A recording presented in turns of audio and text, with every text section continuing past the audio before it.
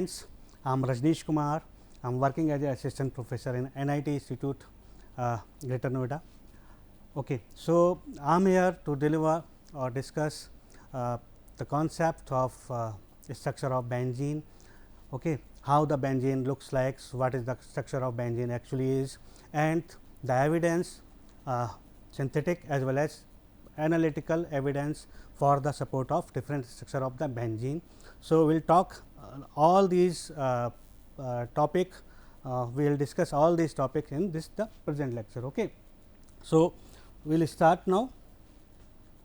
So, first of all, as we know that benzene is aromatic compounds. Okay. Benzene is an aromatic compounds. Aromatic compounds, again lot of aromatic compounds are there in the organic chemistry. Basically, these are the parts of organic chemistry. So, organic chemistry is the branch of chemistry which deals with the organic compounds. What are organic compounds actually are? Organic compounds are the compounds which contain carbon in their structure. Okay. तो जितने भी organic compounds हैं, जितने भी, सबके अंदर carbon का होना अनिवार्य है. ओके. जब हम इसके आगे की बात करते हैं तो ऑर्गेनिक कंपाउंड जो हैं उसको हम कैटेगराइज कर सकते हैं. ठीक है. तो जनरली दो क्लासिफिकेशन में हम इसको रखते हैं. पहला एलिफेटिक ऑर्गेनिक कंपाउंड्स और दूसरा एरोमेटिक ऑर्गेनिक कंपाउंड्स. ओके. तो एलिफेटिक ऑर्गेनिक कंपाउंड जो होते हैं जनरली वो भी दो तरह के होते हैं, cyclic as well as acyclic. Cyclic मतलब जिसके अंदर रिंग स्ट्रक्चर प्रेजेंट हो, एसाइक्लिक जिसके अंदर ओपन चेन स्ट्रक्चर पॉसिबल हो. ठीक है. तो एलिफेटिक, एक्चुअली एलिफेटिक जो वर्ड आया है उसका मीनिंग होता है फैटी. फैटी कहाँ से आया? जितने भी फैटी एसिड्स होते हैं, ठीक है, तो ओपन चेन स्ट्रक्चर रखते हैं. तो उसी से हम लोगों ने इंस्पायर होके जो ओपन चेन स्ट्रक्चर्स होते हैं उनको हम लोगों ने एलिफेटिक बोला. दूसरा जो कैटेगरी होती है वो एरोमेटिक कंपाउंड्स की होती है. ठीक है. एरोमेटिक कंपाउंड्स जनरली जो एरोमेटिक वर्ड आया है वो आया है एरोमा से. एरोमा का मीन्स होता है सम प्लीजेंट स्मेल और वेरी गुड फ्रेगनेंस. ओके. सो अच्छा, एरोमेटिक कंपाउंड्स फिर दो तरह के हो सकते हैं, बेंजीनॉइड और नॉन बेंजीनॉइड्स. बेंजीनॉइड्स कंपाउंड्स वो कंपाउंड्स होंगे जिसके अंदर benzene as a ring structure present होगी. ठीक. दूसरे तरह के एरोमेटिक कंपाउंड्स वो होते हैं जो एरोमेटिक तो हैं but benzene as a ring compounds उनके स्ट्रक्चर में प्रेजेंट नहीं है. Got it. तो बहुत सिंपल सी बात है, हमको ये ध्यान रखना है. देन ऑर्गेनिक कंपाउंड्स में ही एरोमेटिक कंपाउंड्स होते हैं. ओके. तो aromatic compounds are the organic compounds which are composed of carbon and hydrogen atoms arranged in the ring structure with delocalized pi electrons such as benzene. Benzene बहुत simple सा structure है. ठीक है. मतलब aromatic compounds की बात करें तो बेंजीन जो है पहले नंबर पे आता है. ठीक. अगेन इसके आगे की जब हम बात करते हैं वो सारे कंपाउंड्स जो बेंजीन की तरह बिहेव करेंगे, ठीक है, जिनका केमिकल बिहेवियर बेंजीन की तरह होगा, उन सारे के सारे एरोमेटिक कंपाउंड्स को हम क्या बोलेंगे? हम उन सारे के सारे कंपाउंड्स को हम लोग क्या बोलेंगे? एरोमेटिक कंपाउंड्स बोलेंगे. ठीक है. एरोमेटिक प्रॉपर्टीज़ वो प्रॉपर्टीज़ होती हैं कंपाउंड्स की जो बेंजीन की तरह रिजेंबल करती हैं और इन कंपाउंड्स को, एरोमेटिक कंपाउंड्स को एलिफेटिक कंपाउंड से अलग करने का काम करती है, डिस्टिंग्विश करने का काम करती है. ओके. इम्पॉर्टेंट बात यह है, जो ध्यान रखने वाली बात है, जितने भी एरोमेटिक कंपाउंड्स होते हैं ये बहुत ज़्यादा स्टेबल्स होते हैं. बहुत जितने भी ऑर्गेनिक कंपाउंड्स हैं, अगर हम स्टेबिलिटी की बात करें तो एरोमेटिक कंपाउंड जो हैं they are the most stable और कंपाउंड्स.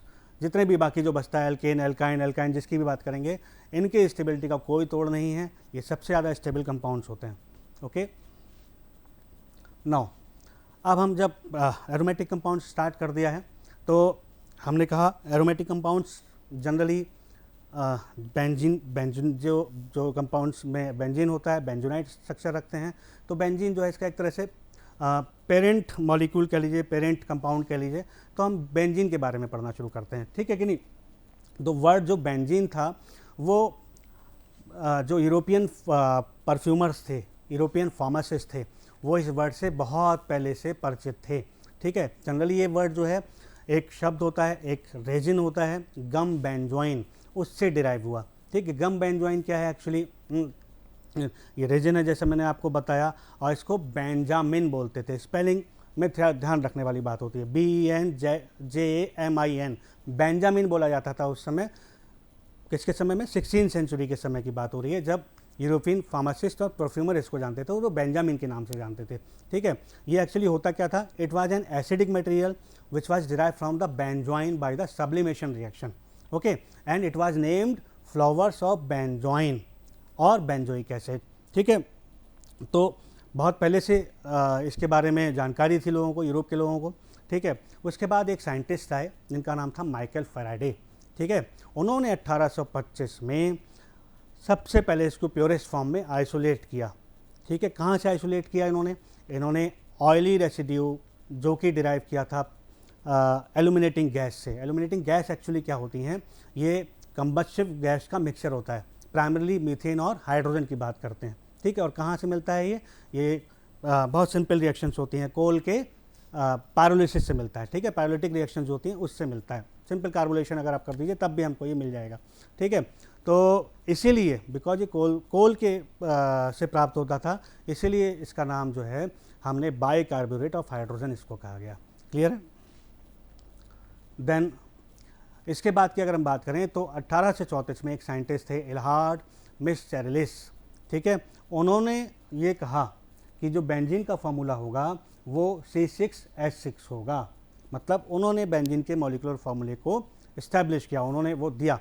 ये और ये सारी बातें जो थी ये थ्योरेटिकली थी, इसमें कोई भी प्रैक्टिकल इन्वॉल्व नहीं था। ठीक है कि नहीं? कोई प्रैक्टिकल जो डाटा था वो इन्वॉल्व नहीं था। These are all hypothesis given by the different persons. Okay, तो उन्होंने मॉलिक्यूलर फार्मूला दिया बेंजीन का, क्या दिया? C6H6। ठीक है, और उन्होंने ही इसको बेंजीन बोला। बेंजीन स्पेलिंग की बात ध्यान रखेंगे, BENZIN। ये बेंजीन ही बाद में रूपांतरित होकर क्या हो गया? बेंजीन हो गया, BENGENE, जिसे हम आज भी यूज करते हैं। ठीक, उसके बाद एक बड़ा माइलस्टोन जो है वो आया 1858 में, जब एक बड़े साइंटिस्ट अगस्त केकुले ने बेंजीन का स्ट्रक्चर प्रपोज किया। ठीक है, रिंग स्ट्रक्चर प्रपोज किया। क्या हुआ एक्चुअली? ये बड़ी आकस्मिक घटना थी, है ना? तो उनके पास मतलब उनके पास क्या, उस समय किसी के पास भी कोई इक्विपमेंट इस तरह के नहीं थे कि वो किसी की मॉलिक्यूलर स्ट्रक्चर को इस्टेब्लिश कर पाते। तो ऐसा कहा जाता है कि एक बार रात में वो सो रहे थे, रात में उन्हें सपना आया। सपने में उन्होंने देखा कि एक सांप जो है वो अपनी पूँछ को ही पकड़ने के लिए दौड़ रहा है। ठीक है कि नहीं? तो जब अपनी पूँछ को पकड़ने के लिए दौड़ रहा था तो वो क्या कर रहा था? वो सर्किल में दौड़ रहा था। ठीक, तो इस सपने से ऐसा कहा जाता है। ठीक है, इस सपने से प्रभावित होकर उन्होंने बेंजीन का स्ट्रक्चर दिया। और कैसा स्ट्रक्चर दिया? रिंग स्ट्रक्चर दिया। ठीक है कि नहीं? उन्होंने ये कहा कि जो 6 कार्बन हैं बेंजीन के अंदर वो आपस में एक दूसरे से जुड़े हुए हैं, और जुड़ने के पश्चात वो एक रिंग की फॉर्म बनाते हैं। ओके, हाँ, उसके बाद अब जब उन्होंने ये स्ट्रक्चर दे दिया, ठीक है कि नहीं, स्ट्रक्चर देने के बाद कुछ चीज़ें प्रोड्यूस हुई, कुछ प्रॉब्लम पैदा हुई, कुछ डिमिलिटेशन पैदा हुए। ठीक है, कुछ क्वेश्चन अराइज हुए। क्वेश्चन ये अराइज हुए कि जो बेंजीन है 3 डबल बॉन्ड रखता है, 3 डबल बॉन्ड रखता है। ठीक है कि नहीं? तो जब ये हाइड्रोजनेशन के लिए जाएगा, मतलब हाइड्रोजन के साथ रिएक्शन करेगा, ठीक है, तो अगर ये कोई ओपन चेन स्ट्रक्चर होता, ठीक है, ओपन चेन स्ट्रक्चर होता, तो नॉर्मली अगर हम बात करें, सपोज करो ये ऐसा होता कुछ,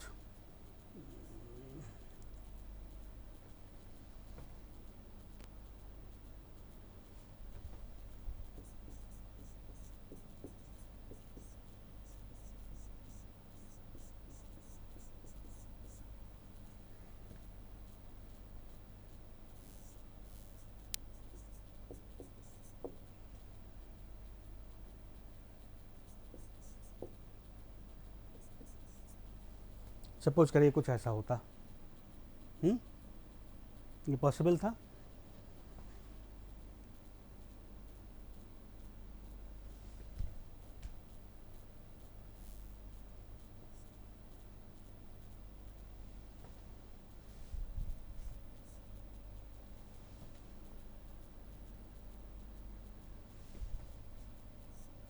ये पॉसिबल था, है ना?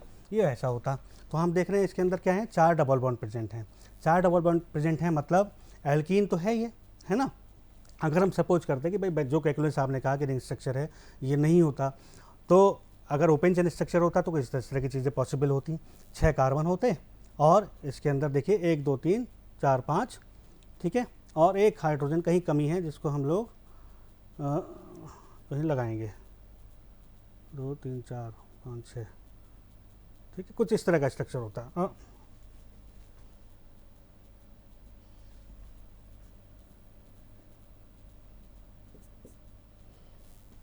जस्ट मिनट,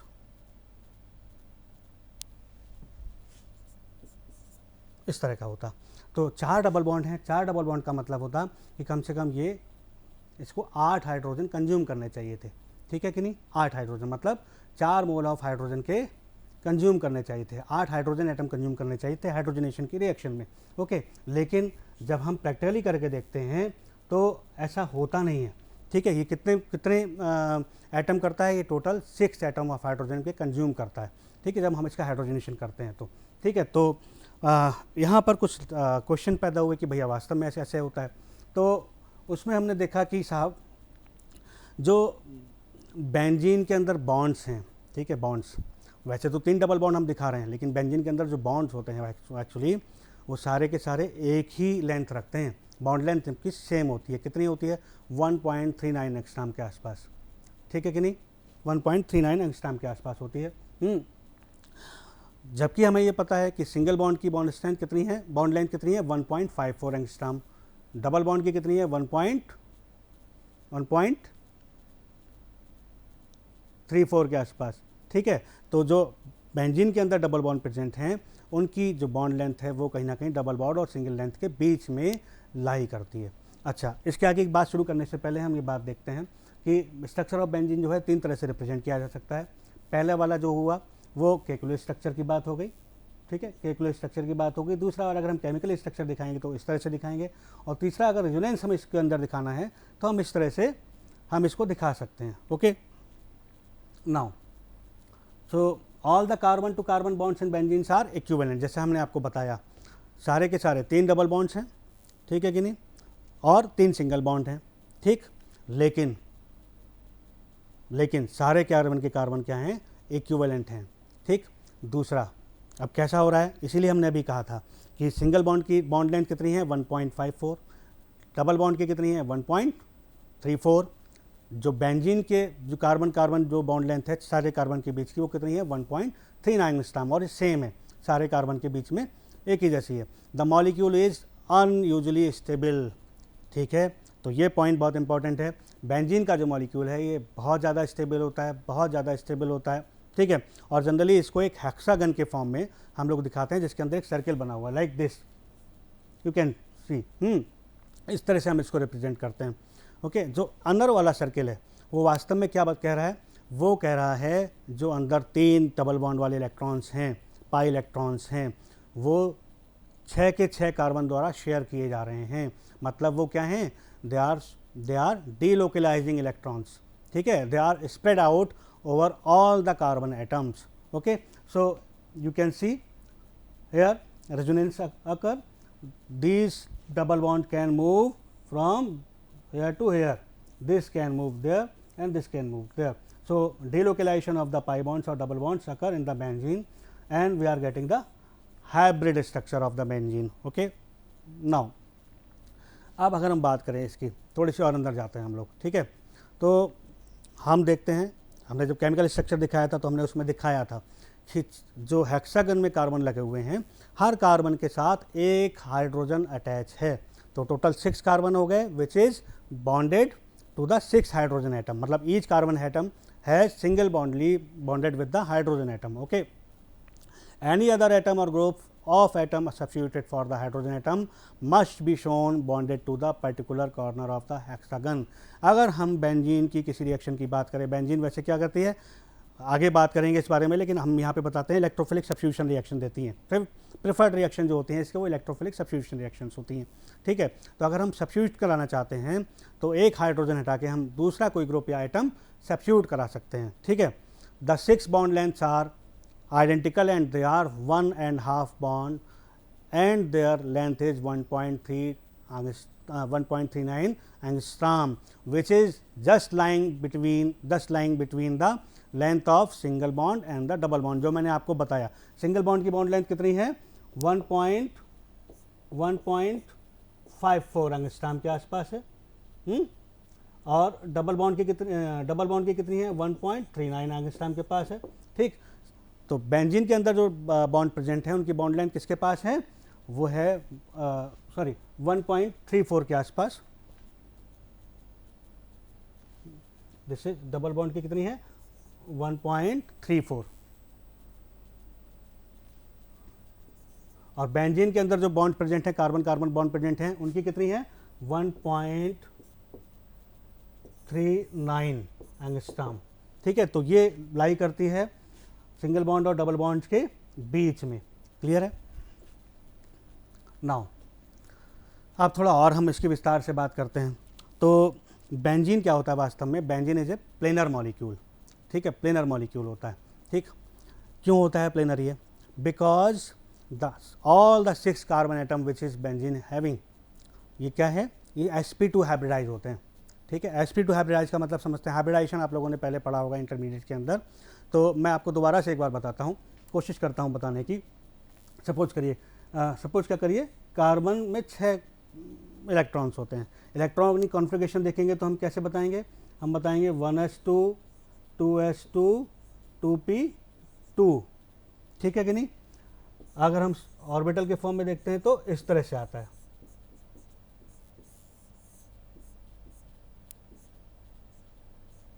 इस तरह से आना चाहिए था इसको, है ना, एज पर द ऑफ-बाउ रूल, जो कि कहते हैं कि बढ़ते हुए एनर्जी के क्रम में जाते हैं। ठीक है, ऑफ-बाउ रूल के हिसाब से। अगर उसके बाद हुंड साहब आए थे, हुंड साहब ने कहा कि साहब जब तक पेयरिंग नहीं होगी, जब तक सारे सब ऑर्बिटल में एक एक सिंगल इलेक्ट्रॉन्स ना आ जाए, तो हुंड साहब के हिसाब से ये इस तरह का आ गया, इसी तरह का होता है। अब ये क्या हो रहा है देखिए, नॉर्मल वे में तो ये रहता है, लेकिन इस इलेक्ट्रॉनिक कॉन्फ़िगरेशन से we can not explain the valency of carbon. जब भी कितनी होती है कार्बन की वैलेंसी? 4 होती है ना। तो कार्बन जब भी बॉन्ड बनाने जाता है तो 4 बॉन्ड बना सकता है।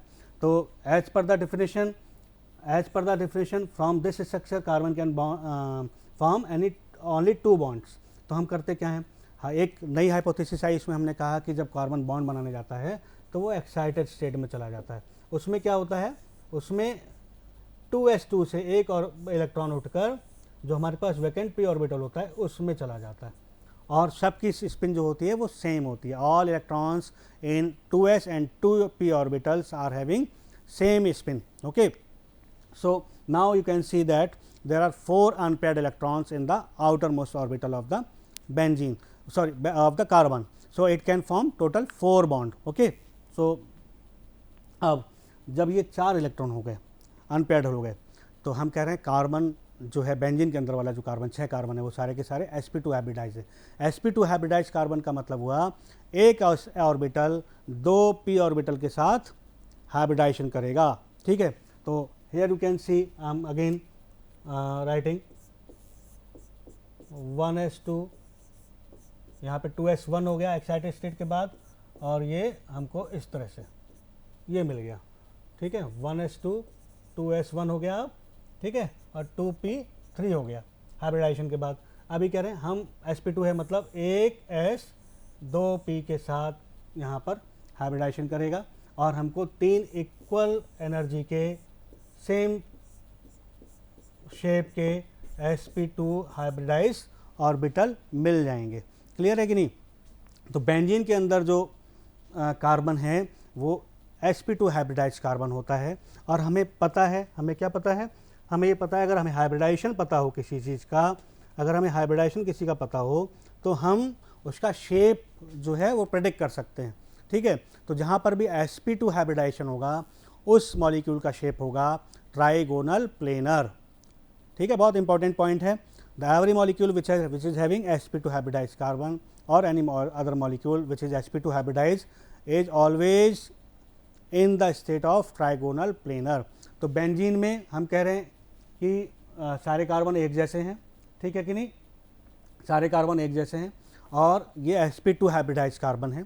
तो sp2 हाइब्रिडाइज कार्बन है, इसका मतलब बेंजीन का शेप कैसा हो जाएगा, ट्राइक्लोनल, मतलब बेंजीन का नहीं, इस कार्बन का शेप कैसा हो जाएगा, ट्राइगोनल प्लेनर वाली वैलेंसी शो करेगा, मतलब लाइक दिस, एक sp2 हाइब्रिडाइज ऑर्बिटल, दूसरा sp2 हाइब्रिडाइज ऑर्बिटल और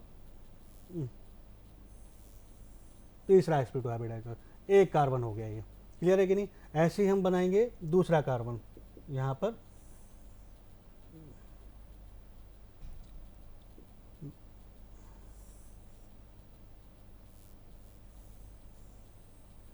एक,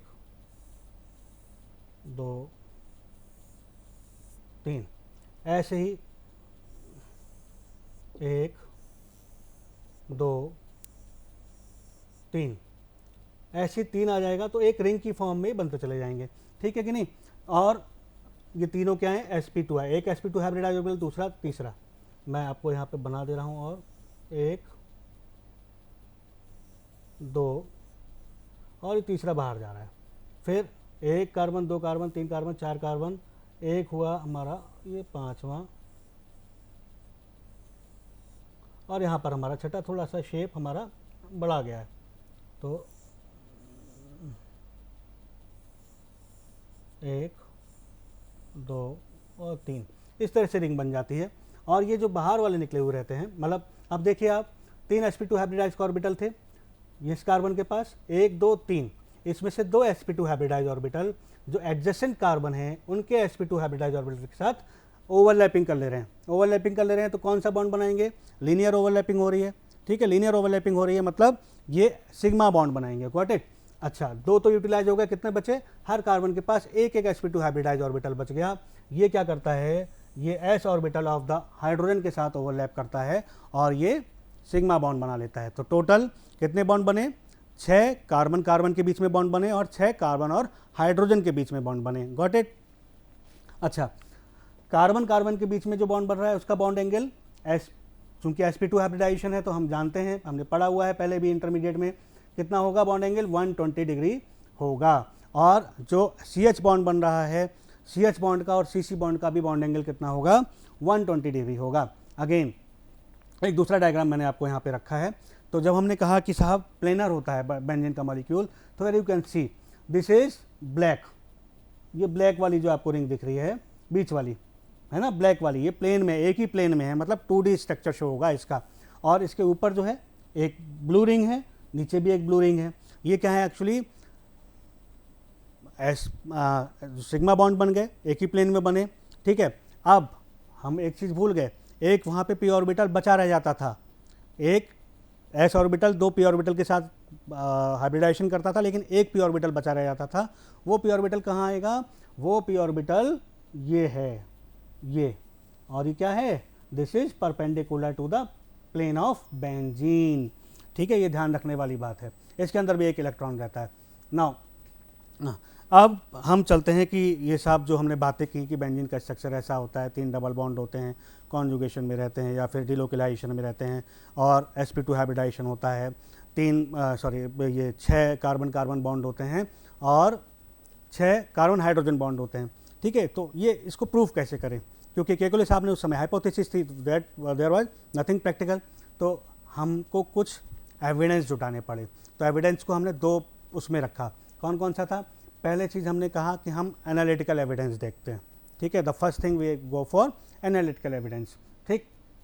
तो हमने क्या किया, सबसे सिंपल था एलिमेंटल एनालिसिस, हम अपनी ऑर्गेनिक केमिस्ट्री की लैब में कर सकते हैं। तो हमने एलिमेंटल एनालिसिस किया। एलिमेंटल एनालिसिस में हमने पाया कि भाई साहब इसके अंदर जो है वो कार्बन और हाइड्रोजन जो है वो इक्वल रेशियो में हैं, और मॉलिक्यूलर फार्मूला जो है वो C6H6 है बेंजीन का। ये चीज़ हो गई। फिर हमारे पास, चूँकि उस समय नहीं थी लेकिन बाद में हमारे पास क्या आ गया, मास स्पेक्ट्रो जैसी टेक्निक्स आ गई, जिसकी हेल्प से हम क्या कर सकते थे, हम मॉलिक्यूलर वेट डिटरमाइन कर सकते थे। तो हमने मॉलिक्यूलर वेट डिटर्मिनेशन किया और हमने पाया मॉलिक्यूलर वेट कितना है बेंजीन का, 78 है, ठीक है कि नहीं। अच्छा, अब हम जब बात कर रहे हैं मॉलिक्यूलर फार्मूला C6H6 है, इसका मतलब कार्बन टू हाइड्रोजन रेशियो जो है बहुत कम है, ठीक है। अगर हम इसकी कॉरस्पॉन्डिंग एल्केन्स की बात करें, एल्काइंस की बात करें, कॉरस्पॉन्डिंग एल्केन, एल्काइन का मतलब जिसके अंदर 6 कार्बन प्रेजेंट हो, ठीक है कि नहीं। बेंजीन के अंदर 6 कार्बन है, तो हम एल्केन की बात कर लें जिसके अंदर 6 कार्बन प्रेजेंट हैं, तो आप देखेंगे एन हेक्सेन का हमने एग्जाम्पल लिया, 6 कार्बन हैं और साथ में 14 हाइड्रोजन हैं।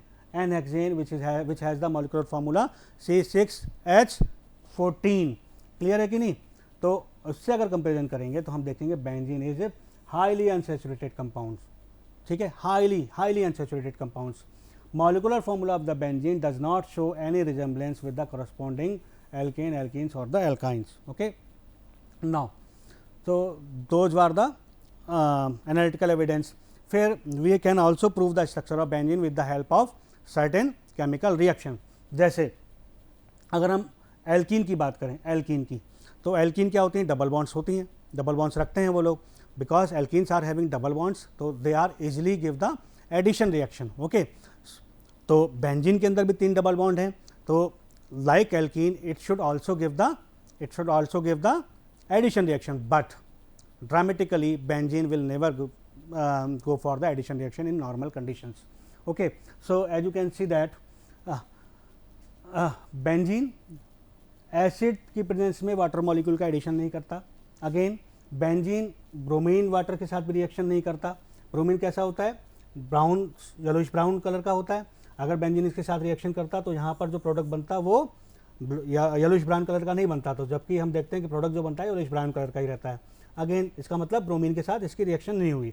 फिर बेंजीन क्या है? पोटेशियम परमैंगनेट के साथ भी नहीं करता रिएक्शन, ठीक है कि नहीं? कोल्ड पोटेशियम परमैंगनेट सॉल्यूशन के साथ भी रिएक्शन नहीं करता। कैसे पता चलता है? हम ऐसे भी देख सकते हैं रिएक्शन हुई है कि नहीं हुई है। पोटेशियम परमैंगनेट का सॉल्यूशन कैसा है? पर्पल कलर का होता है। अगर ये बेंजीन के साथ रिएक्शन कर लेगा तो पर्पल कलर रिएक्शन मिक्सचर में से गायब हो जाना चाहिए, जो कि नहीं होता, ठीक है। तो as like the alkene, benzene never give these reactions with, okay.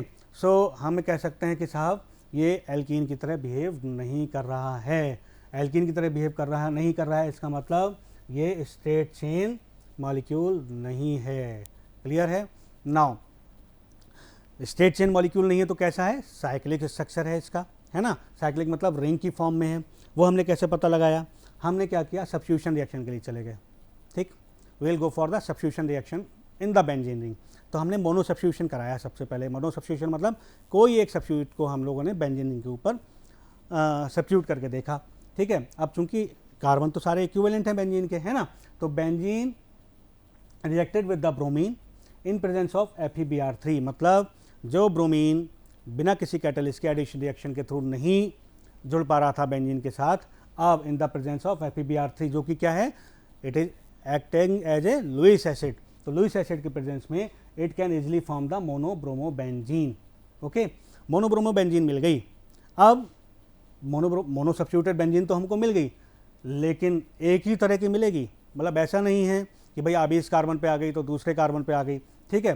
तो एक ही तरह की मोनो सब्स्टिट्यूटेड बेंजीन मिल रही है। इसका मतलब 6 के 6 जो हाइड्रोजन हैं वो बेंजीन में आइडेंटिकल है। Okay, it could be possible only if the benzene has the cyclic structure of the cis carbon and each carbon was attached with the one hydrogen.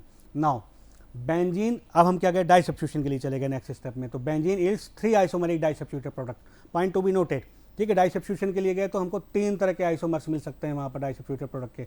हम डाइब्रोमोबेंजीन भी बना सकते हैं, हम 3 डाइक्लोरोबेंजीन भी बना सकते हैं, या फिर 3 जो है क्लोरोनाइट्रोबेंजीन बना सकते हैं। हमारे ऊपर है कि हमको कौन सा इलेक्ट्रोफाइल वहाँ पर जोड़ना है, कौन सा सब्स्टिट्यूशन करना है। तो 3 तरह के आइसोमर कौन से हो गए? देखिए, 1,2 डाइब्रोमोबेंजीन हो गया जिसको हम ऑर्थो डाइब्रोमोबेंजीन भी बोलते हैं, 1,3 डाइब्रोमोबेंजीन हो गया जिसको हम लोग मेटा डाइब्रोमोबेंजीन भी बोलते हैं, और 1,4 डाइब्रोमोबेंजीन हो गया जिसको हम लोग पैरा डाइब्रोमोबेंजीन बोलते हैं। तो 3 तरह के आइसोमर पॉसिबल हैं, ठीक है। ये तथ्य जो है, ये फैक्ट जो है, अगेन जो केकुले ने स्ट्रक्चर दिया था उसी को इस्टेब्लिश करने का काम करता है, ठीक है। मतलब बेंजीन का स्ट्रक्चर कैसा होगा? साइक्लिक होगा, और मॉलिक्यूलर फार्मूला क्या होगा? C6H6 होगा, ठीक है कि नहीं। हाउएवर इनमें भी जो आर्थो वाला आइसोमर है, 1,2 आइसोमर है, उसके अंदर थोड़ा सा चेंज हो सकता है। कैसे चेंज हो सकता है? एक आइसोमर उसका और पॉसिबल है, जो कि डिपेंड करेगा डबल बॉन्ड की प्रेजेंस के ऊपर। तो एज यू कैन सी, यहाँ पर हमने मोनो सब्स्टिट्यूटेड बेंजीन लगाया, ठीक है। तो यहाँ पर लगा हुआ है डबल बॉन्ड, यहाँ पर है, ठीक है। दूसरा वाला आइसोमर क्या है? ऑर्थो पोजीशन पे है, बस दूसरे कार्बन पे है, लेकिन जहाँ पर डबल बॉन्ड प्रेजेंट नहीं है। क्लियर है कि नहीं? 2 तरह के यहाँ पर हमको आइसोमर और मिल सकते हैं जो अगेन बेंजीन के साइक्लिक स्ट्रक्चर को ही प्रूव करते हैं, इस्टेब्लिश करते हैं। और केकुले साहब जो थे वो बिना किसी टेक्निकल सुविधाओं के उन्होंने थैंकफुली, हमारा फॉर्च्यून था कि उन्होंने ये स्ट्रक्चर दिया, अनथिंकेबली एंटिसिपेट कर लिए उन्होंने, ठीक है कि नहीं, और बिना किसी मदद के उन्होंने बता दिया कि हाँ भैया डिलोकलाइज इलेक्ट्रॉन हो सकते हैं, ठीक है, और उन्होंने ये पिक्चर खींची, ठीक है। ड्रॉबैक्स क्या था? Even after this explanation Kekule was fail to explain about the unusual stability of the benzene ring, ठीक है कि नहीं। This character of benzene were explain on the basis of resonance. Resonance क्या है? देखो भाई, रेजोनेंस क्या होता है? रेजोनेटिंग स्ट्रक्चर वो होते हैं जो जब कोई मॉलिक्यूल दो या दो से ज़्यादा स्ट्रक्चर के थ्रू रिप्रेजेंट किया जा सकता है, जिसमें कार्बन जो हैं वो